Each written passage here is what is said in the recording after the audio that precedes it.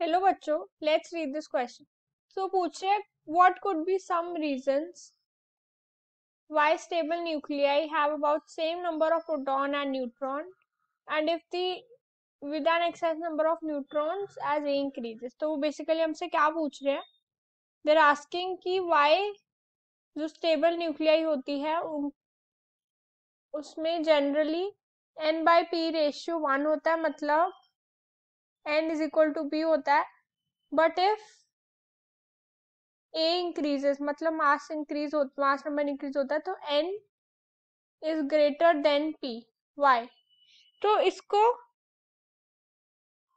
Solve करने के लिए की कॉन्सेप्ट हम स्टेबिलिटी बेल्ट का लगाएंगे। स्टेबिलिटी बेल्ट, हमें पता है कि stability belt is based on n by P ratio. हमने एक जो जनरल ट्रेंड देखा था, let's discuss the general trend as well. हमने जो जनरल ट्रेंड देखा था वो क्या था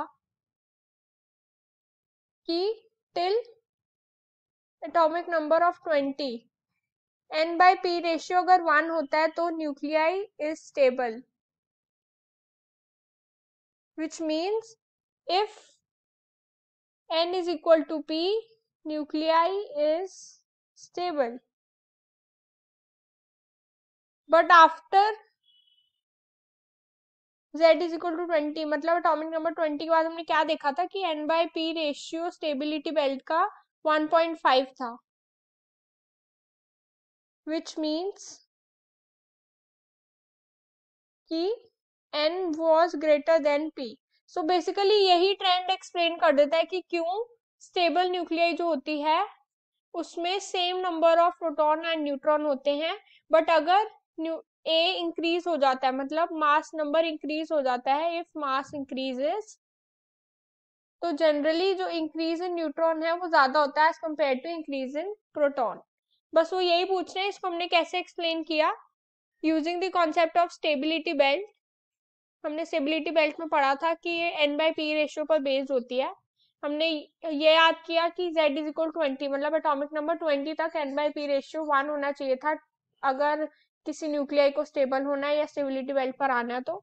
बट अगर हम एटॉमिक नंबर 20 क्रॉस कर जाते हैं तो हमने क्या देखा कि n बाई पी रेशियो 1.5 हो सकता था, जिसका मतलब है कि n could be greater than p।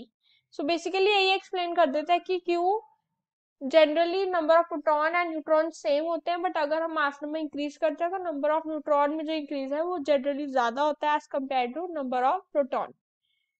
Hope you understood the answer. All the very best.